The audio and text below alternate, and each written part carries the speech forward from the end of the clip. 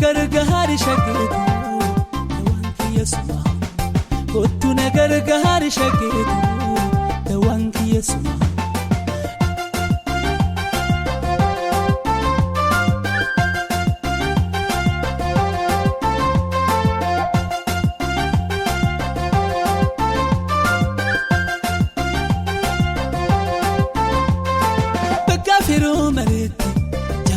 kabame akafeditia orgachu dadabe ule jalalatin adiyo daname obsu dadabade lala hananade ala yerotifin sidfu dadabe kanormadi hoda ana rafagate ziyade marade korere sergachu dadabe kuya dabruf jette Rabakate onne rufudate guya dabruf jette man rabakate onne rufudate dukuba jalala wayti way korichi maluma dukuba jalala wayti way korichi maluma kabajamtoota dhaggeeffattoota keenya sagantaan keenya kan bakkalcha barii sa'aatii kanatti yeroo hundumaa torbaanitti isiniif maxxansamu hubannoowwan garaagaraatii fi waan barnootaaf ta'u odeeffannoowwan garaagaraa taatee garaagaraatii fi guyyaa guyyaan uumamaan funaanuudhaan yeroo ammaan tanaa qindeessuudhaan isin bira ga'uudhaaf nutis kunoo tokko jennee walitti sassaabannee waan torbaanii qabachuudhaan istiidiyoo galleetti jirra. Hanga xumura sagantaa keenyaatti nu waliin akka turtan isin affeerra. Mi'asumaan faayidaa gurguddoo torba kan bunni sammuu keenyaaf qabu kaasuudhaanii eegalla. Tokkoffaa dammaqina yookaan alertness kan jennuuf namaaf kennuu isaatiin kan beekamu bunni barattootaa fi namoota hojii halkanii hojjetaniin baay'inaan dhugama. Kanaas kan godhu bunni keemikaala sammuu keessatti argamu adenosaayinis kan jedhamu kan nama dadhabsiisuu fi hirriba namatti fidu hir'isuudhaan bunni gaafa dhugamu qofa osoo hin ta'iin foolii isaatiin illee faayidaa dammaqina namaa kennu akka qabu himama. Kanaaf natti fakkaata namoonni tokko gaafa bunni akaa'amu aara isaanii funfatan kaan immoo boorsaa yookaan kiisii isaaniitti baatanii kan deemanii fi inni lammaffaan immoo kuusaa yaadannoo gaarii akka qabaatan nama godha. Kana jechuun bunni keemikaala asetaayilkooliin kan jedhamu akka baay'inaan burqu gochuu danda'a. Keemikaalli kun faayidaa baay'ee inni qabu keessaa tokko sammuu keessa yaadannoo yookaan meemorii kuusuudha. Kanaaf yeroo dheeraaf namoonni buna dhugan dandeettii yaadachuu isaanii cimsuu bira darbee dullumaa wal qabatee dhibee dagachuu yookaan alzeemer kan jennuun irraa akka ittifaman gochuu akka danda'u bu'aan qorannoo ni agarsiisa. Inni sadaffaa dhibee mukuu yookaan immoo depression kan jennuun ittisuudha.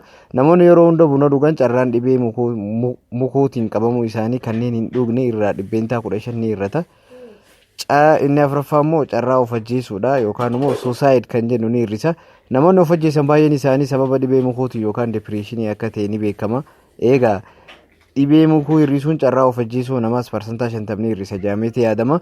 Inni shanaffaan immoo lafa hojiitti milkaa'ina akka qabaatan nama godha. Kana jechuun qorannoo haaraan akka agarsiisutti namoonni buna dhugan carraan guddinaa argachuu isaanii ni dabala. Kun kan ta'u bunni dammaqina waan isaan kennuuf hojii isaaniitti dammaqoo ta'u darbees carraa namoota baay'ee wajjin waliigaluu waan argataniif kun immoo dhiphuu fi yaadduu diinagdee hir'isuun fayyaa sammuu isaanii eega. Inni ja'affaan immoo harkisa jaalalaa dabaluu ja'a. Kana jechuun namoonni gaafa buna dhugan taphatan dammaqinni isaanii fi simboolii isaanii waan dabaluuf harkisni jaalalaa isaanii gidduu jiraatu ni dabala jedha. Torbaffaa irratti immoo cooma garaa yookaan borcii irraa hir'isuuf ilaalchi namoonni ofiif qaban akka dabalu ni taasisa ja'a. Odeeffannoo kana kan argannee akka waliigalaatti sooshaal miidiyaa garaagaraa irraa ta'us Dr. Naafiyaadiin kan barreeffame ta'uu isaati. Hanga xumura sagantaa keenyatti nu waliin akka turtan odeeffannoo dabalataatiin hanga walitti deebinutti isin affeerra nu waliin tura. Guyyaan kuni guyyaa kabajamaa. Aruusitti fi guyyaan kun attuma.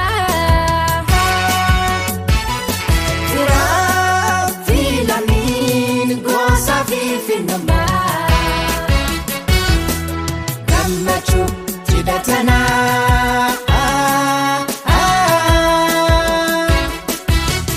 gammane tapana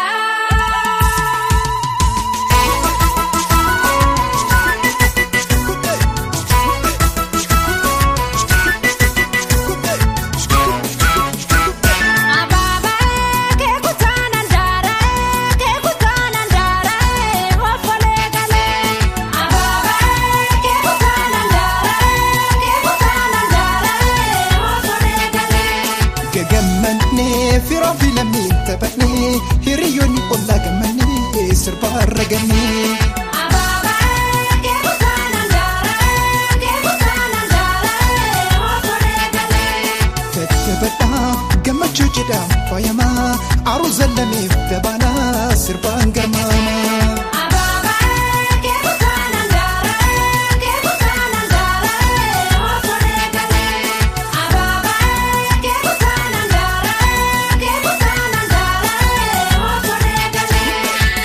Kabajamtoota dhaggeeffattoota keenya sagantaa keenya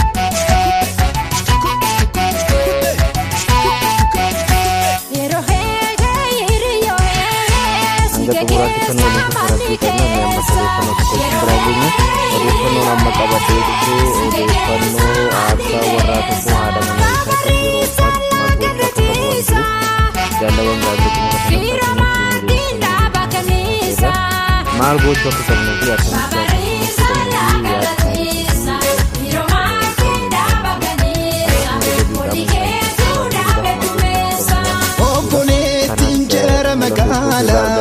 abbootiin mana haadha manaa keessatti yeroo ulfaa yeroo ulfaa akkasumas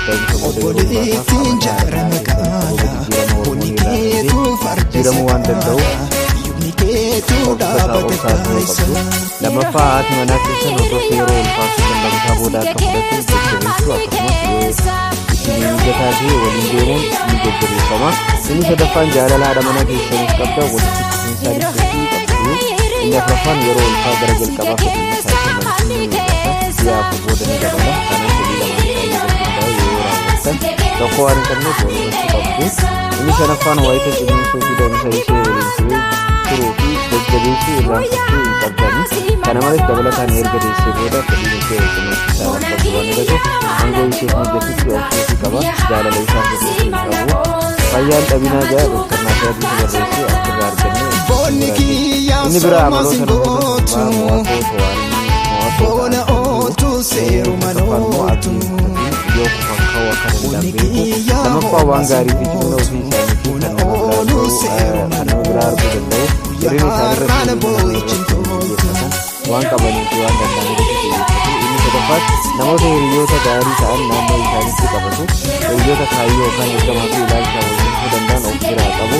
Inni afuraffaa waa'ee dogoggora darbee deddeebi'anii yaadanii hin dubbisanii garuu irraa baratu.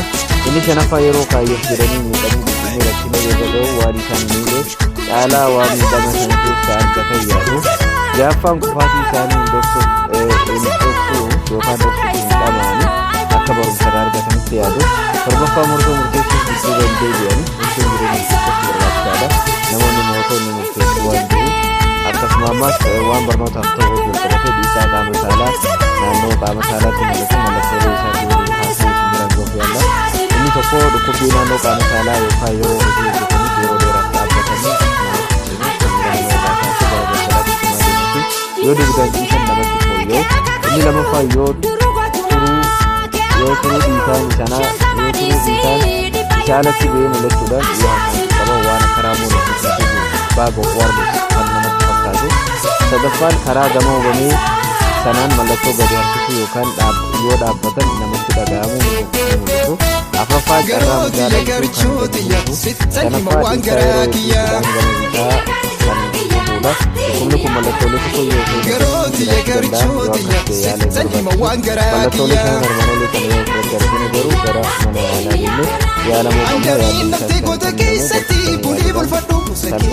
tumamuu danda'a waan ta'eef fuula keessatti odeeffannoo argannuu bira geenye. Inni biraa immoo gaa'ela keessatti wanti dhiironni gosoota barbaadanii jiru qabatee waan fayyadamuu barbaada.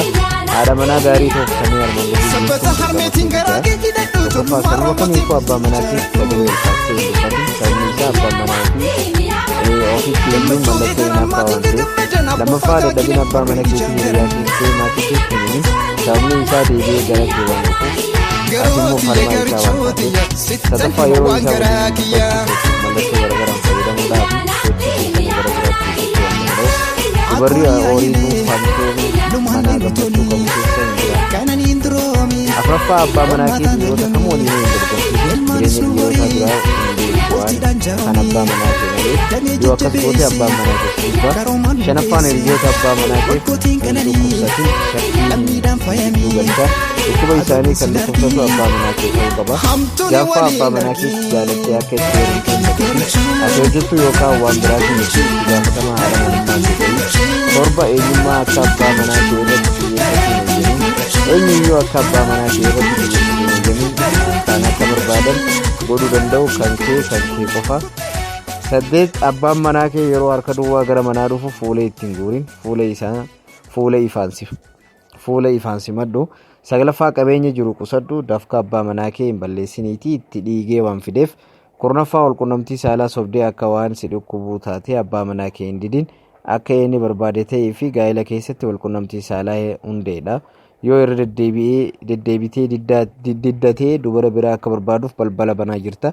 Dhiirri walqunnamtii saalaa irraa ture waan hin jiraanneef abbaa manaa kee dura inni 11ffaan abbaa manaa kee dura dhiira biraa waliin hiriyaa kee duraa waliin walqunnamtii gooteetta yoo ta'e kan abbaa manaa kee waliin hin madaalin jireenyi kee kun isa waliin waan hin madaalleef. 12ffaa abbaa manaa kee hiriyoota isaa duratti deebii ittiin deebisin. Inni hiriyoota isaa duratti yoo sitti dubbate iyyuu baga dubbicha sirriitti itti yaadi. 13ffaan abbaa manaa kee ijoollee keessan duratti itti hin horiin dubarri gamne waan kana hin gooneef. 14ffaan immoo abbaan manaa kee yeroo hojiif ba'u babbareechii isa baasi malee bareedaa isatti hin hinaafin. 16ffaa dhiqadhu dibadhu babbareedii miidhaginni kee eeggadhu abbaan manaa kee durboota babbareedoo waliin ooluu danda'a kun akka sakaallaa ittiin taaneef bareedduu ta'ii fi 17 fira kee maatii kee fi hiriyoota kee jireenya keef murteessoo gootee hin ilaalin isaan waa'ee gaa'ela kee murtoo akka kennaniif hin eegin waan godhuu barbaadde nama tokko malee murteessi. 18ffaan qarshii hundee jaalalaa kee hin godhatin. 19ffaan abbootiin manaa kan xiyyeeffatuuf haadha manaa dhaggeeffatuuf waan barbaadaniif kana gochuuf duubatti hin deebiin ati isaaf yeroo hin dhabin dubbii gaariin hundee warra jaalalaa qabaniiti.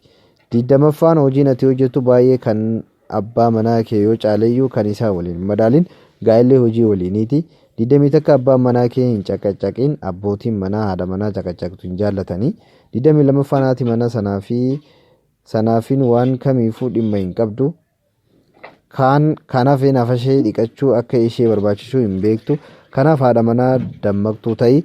23ffaan abbaan manaa nyaata ogummaan hojjetamu waan jaallatuuf bareechee hojjedhuu fi abbaan manaa nyaata irratti qoosaa hin beeku. 24 abbaan manaa kee qoosaa abboomiin ta'ee fi